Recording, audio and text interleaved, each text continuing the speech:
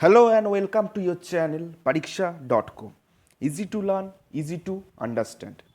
I am Indranil and today I am going to discuss about West Bengal Civil Service Preliminary Examination, Polity, Previous Year Question and Detailed Solution. This video useful for SSC, UPSC, PCS and other state services examination. This is the first part of this video segment, consists of few previous year WBCS polity question. This is 2020 WBCS previous year preliminary questions. And before starting my video, I would like to request all of you, please subscribe our channel and do share. And also give your valuable feedback in the comment section. তাহলে চলো দেরি না করে শুরু করা যাক। প্রথম কোশ্চেনে কি বলছে, the constitution of India was adopted by.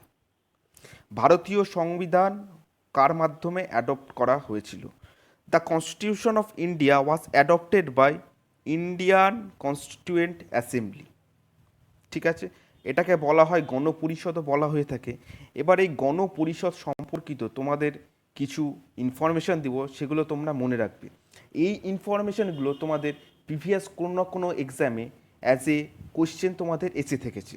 তো এই যে ইনফরমেশান, সেগুলো অবশ্যই মন দিয়ে শুনবে। প্রথম ইন্ডিয়ান কনস্টিটিউয়েন্ট অ্যাসেম্বলি বা গণপরিষদ সম্পর্কে কি, এটা তৈরি করার মাধ্যম কী ছিল?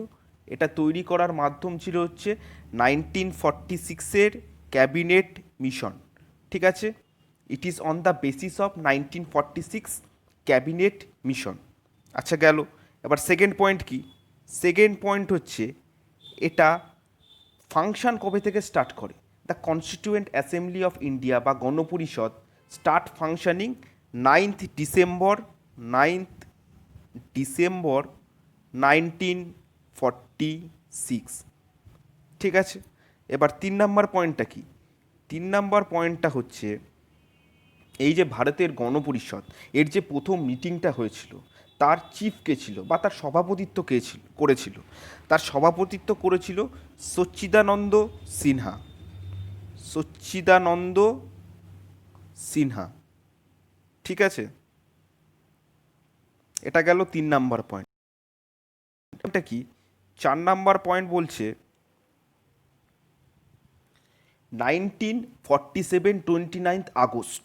ঠিক আছে, এটা এই সময় কি করা হয়? একটা ড্রাফটিং কমিটি তৈরি করা হয় বা খসড়া কমিটি। এর চিফ কে ছিল বা এর সভাপতিত্ব কে করেছিল? সেটা হচ্ছে ডক্টর বি আর আম্বেদকর। ঠিক আছে, ডক্টর বি আর আম্বেদকর এর সভাপতিত্ব করেছিল। এবার 5 নম্বর পয়েন্টে চলে যায়। 5 নম্বর পয়েন্টটা কি বলছে? 5 নম্বর পয়েন্টটা বলছে যে ভারতীয় যে সংবিধান, তার যারা তৈরি করেছিল কনস্টিটিউয়েন্ট অ্যাসেম্বলি, তার প্রাথমিক পর্যায়ে কতগুলো মেম্বার ছিল? তার প্রাথমিক পর্যায়ে মেম্বার ছিল 300টা। ঠিক আছে, তার প্রাথমিক পর্যায়ে number of members will be 300। এবার লাস্ট এবং 6 নম্বর পয়েন্টে চলে যায়। লাস্ট পয়েন্টটা কি বলছে? যে ভারতের যে সংবিধান, সেটা তৈরি করতে কত সময় লেগেছিল? সেটা তৈরি করতে লেগেছিল 2 ইয়ার 11 মান্থস আর কি 18 ডেজ। ঠিক আছে, এটা তৈরি করতে সেই সময়টা লেগেছিল। এবার তোমাদের এই 6টা পয়েন্ট আরেকবার মনে করিয়ে দিই। ফার্স্ট পয়েন্ট কী ছিল? ফার্স্ট পয়েন্ট যেটা ছিল, সেটাই বলা হচ্ছে ভারতীয় কনস্টিটিউয়েন্ট অ্যাসেম্বলি বা গণপরিষদ, সেটার ভিত্তি কে ছিল? সেটার ভিত্তি ছিল 1946 ক্যাবিনেট মিশন। সেকেন্ড পয়েন্ট কি? সেকেন্ড পয়েন্ট হচ্ছে কবে থেকে ফাংশনিং স্টার্ট করে, that is 9th December 1946। 3 number point কি? প্রথম যে মিটিং হয় তার সভাপতিত্ব কে করে, that is Sachchidananda Sinha. 4 number point কি? 4 নম্বর পয়েন্ট 29 আগস্ট 1947-এ যে খসড়া কমিটি গঠন করা হয় বা ড্রাফটিং কমিটি, তার চিফ কে ছিল? তার চিফ ছিল ডক্টর ভীমরাও রামজি আম্বেদকর। 5 নম্বর পয়েন্ট কি? 5 নম্বর পয়েন্ট যেটা, সেটা হচ্ছে ইনিশিয়ালি কতগুলো কনস্টিটিউয়েন্ট অ্যাসেম্বলিতে মেম্বার ছিল, দ্যাট ইজ 300। 6 নম্বর এবং লাস্ট পয়েন্ট কি? লাস্ট পয়েন্ট যেটা হচ্ছে আমাদের কনস্টিটিউশন তৈরি করতে কতদিন সময় লেগেছিল? 2 ইয়ার্স 11 মান্থস অ্যান্ড 18 ডেজ। এই হচ্ছে 6টা পয়েন্ট। এই 6টা পয়েন্ট যে ইনফরমেশান তোমাদেরকে দিলাম, এই ইনফরমেশানগুলো কোনো না কোনো এক্সামে প্রিভিয়াস ইয়ার্সে তোমাদের কিন্তু এসেছে। আর কনস্টিটিউয়েন্ট অ্যাসেম্বলি বা গণপরিষদ সম্পর্কে আমি ইন ডিটেলস একটা ভিডিও বানাবো, সেটাতে তোমরা গণপরিষদ সম্পর্কিত, কেবলমাত্র গণপরিষদ সম্পর্কিত সমস্ত ইনফরমেশান সেখানে এবং তার রিলেভেন্ট কোশ্চেনগুলো তোমরা পেয়ে যাবে। চলে যাচ্ছি নেক্সট প্রশ্নে। When was the Madras state officially renamed as Tamil Nadu? Republic of ইন্ডিয়ার যে মাদ্রাস স্টেট ছিল সেটা অফিসিয়ালি নাম পরিবর্তন হয়ে তামিলনাড়ু হয় কবে? The correct answer for this question is option number A, which is 14th জানুয়ারি 1969। 1969 সালে 14ই জানুয়ারি কী করা হয়েছিল? এই রিপাবলিক অফ ইন্ডিয়ার মাদ্রাস স্টেটটিকে নাম পরিবর্তন করে তামিলনাড়ু স্টেটে রাখা হয়েছিল। ঠিক আছে, চলে যাচ্ছি পরবর্তী প্রশ্নে। দেখো আরেকটা কোশ্চেনও আমরা পেয়ে গেলাম কনস্টিটিউয়েন্ট অ্যাসেম্বলি সম্পর্কিত। কনস্টিটিউয়েন্ট অ্যাসেম্বলি বা গণপরিষদ কিন্তু বারবার বলছি ভালো মতো পড়বে, এটার কিন্তু it has a great influence on Indian constitution. ঠিক আছে, এই কোশ্চেনটাই কী বলছে? এই কোশ্চেনটাই বলছে যে Indian constitution is adopted by the constituent assembly on. The correct answer for this question is option number C, which is 26 November 1949। এই কোশ্চেনটা অনেকটা ইজি কোশ্চেন, যেটা তোমরা সবাই জেনে থাকবে। এটা প্রশ্নটা কিন্তু ভালো মতো পড়বে, adopted by the constituent assembly on, adopted. ঠিক আছে, যখন ফোর্সড বলবে তখন কি হবে? এটা তোমরা সবাই ভারতের যেটা প্রজাতন্ত্র দিবস হিসাবে যেটা পালিত হয় সে দিনটা হবে 26 জানুয়ারি 1950, কিন্তু when adopted the date is 26 November 1949। ঠিক আছে, পরের কোশ্চেনে চলে যাই। The first non Congress government at the centre was led by. প্রথম ইন্ডিয়ান ন্যাশনাল কংগ্রেস, যেটা আমাদের ন্যাশনাল পার্টি আছে, সেই ন্যাশনাল পার্টি ইন্ডিয়ান ন্যাশনাল কংগ্রেসের এমন একজন গভর্নমেন্ট তৈরি করে যে নন কংগ্রেস ছিল, মানে আইএনসি ছিল না। তো এটা কে ছিল? এটা ছিল হচ্ছে মোরারজি দেশাই। উনি প্রাইম মিনিস্টার অফ ইন্ডিয়াও ছিলেন। So he was the first non Congress government at the centre was led by. এবার ইন্ডিয়ান ন্যাশনাল কংগ্রেস সম্পর্কিত কিছু তোমাদের ইনফরমেশান দিয়ে দিই। ইন্ডিয়ান ন্যাশনাল কংগ্রেস কবে স্থাপিত হয়? 1885-এ। ঠিক আছে, তাহলে প্রথম যিনি চিফ ছিলেন ইন্ডিয়ান ন্যাশনাল কংগ্রেসের, তিনি ছিলেন উমেশচন্দ্র ব্যানার্জি। আরেকটা ব্যাপার তোমাদের বলে দিই, এই ন্যাশনাল পার্টি সংক্রান্ত একটা ইনফরমেশন তোমাদের দিয়ে দিই। এটা হচ্ছে অ্যাবভ 4%। ঠিক আছে, অ্যাবভ 4%-এর বেশি এদের ভোট নিয়ে জিততে হবে। অ্যাবভ 4%-এর বেশি ভোট নিয়ে জিতলে তবেই ওরা ন্যাশনাল পার্টি হতে পারবে।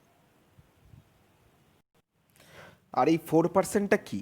4% of the valid votes in 4 or more স্টেটের, তবেই that party will be recognised as a national party. ঠিক আছে, চলে যাচ্ছি নেক্সট প্রশ্নে। এই প্রশ্নটা কি বলছে? Indian constitution was prepared by. ঠিক আছে, the correct answer for this question is doctor Bhimrao Ramji Ambedkar. So Indian constitution was prepared by doctor Bhimrao Ramji Ambedkar. ঠিক আছে, আর ভীমারাও রামজি আম্বেদকর কী ছিল? ইন্ডিয়ান কনস্টিটিউয়েন্ট অ্যাসেম্বলির যে খসড়া কমিটি গঠন করা হয় বা ড্রাফটিং কমিটি 1947 29 আগস্ট, তার চিফও ছিল হচ্ছে ভীমারাও রামজি আম্বেদকর। ঠিক আছে, চলে যাচ্ছি নেক্সট প্রশ্নে। The chairperson of Rajya Sabha is. The chairperson of Rajya Sabha is vice president of India. এখন ভারতের ভাইস প্রেসিডেন্ট কে আছে? এখন ভারতের ভাইস প্রেসিডেন্ট হলেন শ্রী ভেঙ্কাইয়া নাইডু। ঠিক আছে, চলে যাচ্ছি নেক্সট প্রশ্ন। Supreme court of India upheld the RTI.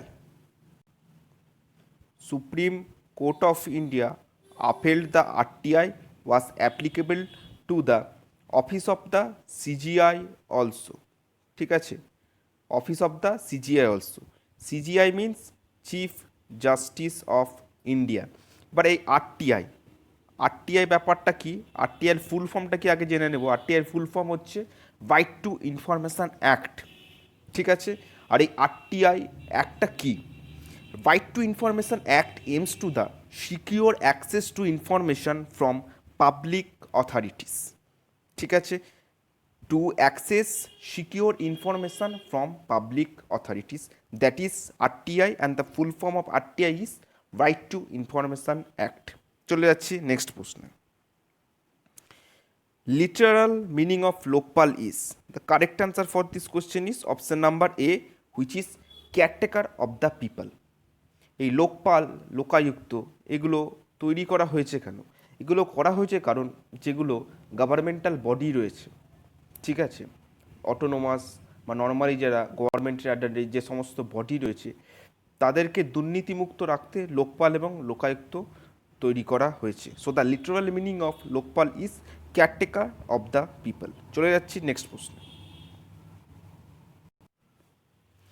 According to Indian Constitution, the state legislatures elect the correct answer for this question is member of Rajya Sabha. So according to Indian Constitution, the state legislatures elect the member of Rajya Sabha.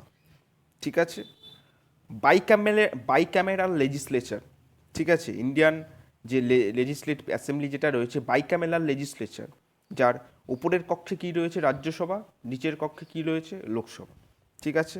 In the logo of Lokpal vigilance is